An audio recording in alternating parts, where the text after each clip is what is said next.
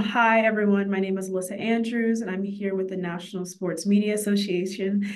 And today I am going to be talking to Justin McIsaac. Hello, Mr. McIsaac. Sorry. Hey, how you doing? Good. How are you? Great. So before we get started, let's just hear a little bit of an introduction from you, and what you're currently doing right now. Sure. So, right now my main sportscasting jobs are the voice of University of New Hampshire football on radio and University of New Hampshire men's basketball. Also fill in a bit for women's basketball.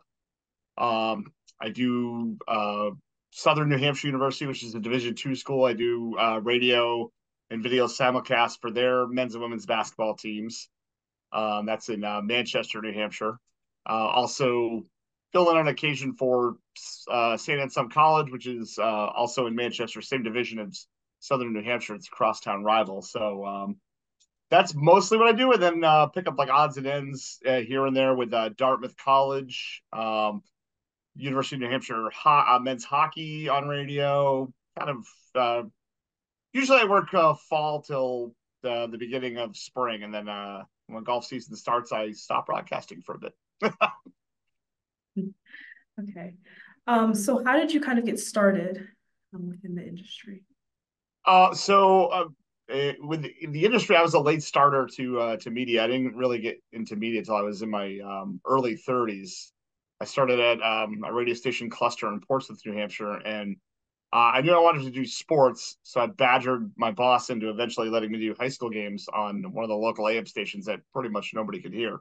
And from there, kind of worked my way up the food chain, doing college games with St. Anselm College, some Division III schools in Maine, and pretty much, mostly high school stuff for the first few years, but slowly getting into the world of college athletics. Prior to being in media, I trained and worked as a professional wrestler on the independent wrestling circuit in New England, and a little bit in New Jersey, a little bit in Canada, but mostly in New England. Okay, that's great. Yep. So let's talk a little bit about your professional wrestling because, I did my research and Okay. yeah. So, with you being a professional wrestler before, how do you kind of see that within your work? How do you approach it in that with Sure. that? So I have I don't think I coined it, but there's a saying that goes like everything is pro wrestling. So there's a little bit of pro wrestling involved in everything, just like the theatrics, the showmanship. There's if you're listening to you played for Wake, right? I You do, play for Wake yes. Forest. All Yes. right. So if someone's listening to you guys play against Carolina, you're the good guys and Carolina's the bad guys, right? So as a local announcer, you can play into that a little bit. Maybe there's a foul, and or maybe there's a missed call. Oh, Carolina got away with another one. You kind of get people's emotions into the game a little bit. That's and as a pro wrestler, I was probably tell by looking at me, I wasn't one of the big strong dudes that could throw people around. I had to get a rise out of people by being a bad guy on the microphone. So not necessarily a bad guy in sportscasting, but you do get a sense for how to bring people up into the moment, because that's a lot of the magic of pro wrestling is getting people emotionally invested. You don't have to work as hard in sports because they usually already are invested, but it does play a part of it. Yeah. Yeah. I totally understand. So with your very successful career so far in sports casting, what are some highlights that you would want to talk on? I don't know if I'd call it very successful, but it's been moderate. Yeah, I've been fooling people long enough so people keep giving me jobs.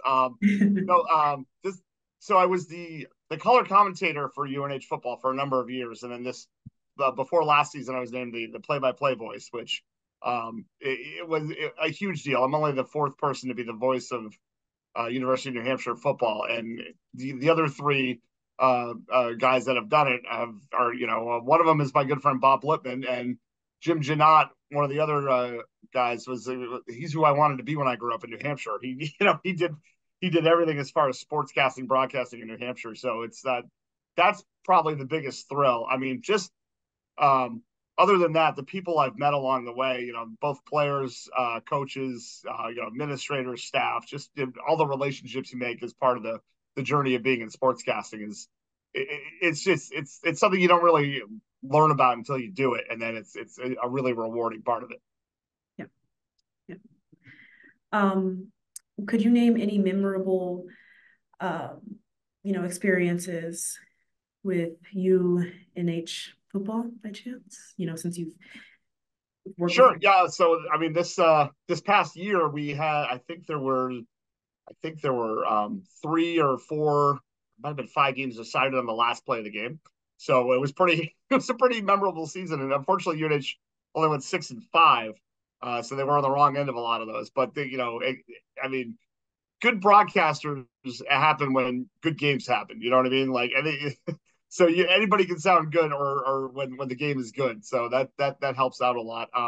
Just generally, there. I think it was my second year when I was still doing color commentary. We went out and played. UNH is an FCS team, so once a year we play an FBS team, so that the program gets a check. In theory, you're supposed to be a sacrificial lamb to a bigger program, which usually ends up being the case. But we went out to Colorado to play the Buffaloes, and we went a day earlier than normal, so we get to hang out in Colorado. And Bob Lippman, my partner at the time on the broadcast, had a connection to the coach at the time of Colorado, so we get to like tour the facility and tour the coach's office, and like I don't know if you know this, but you probably do. They run a buffalo at halftime and before the game. Ralphie is always the Buffalo's name, so we got to see yeah, it's pretty wild. So we get to see the rehearsal for the Ralphie run, and it is a full ass buffalo. Pardon my French.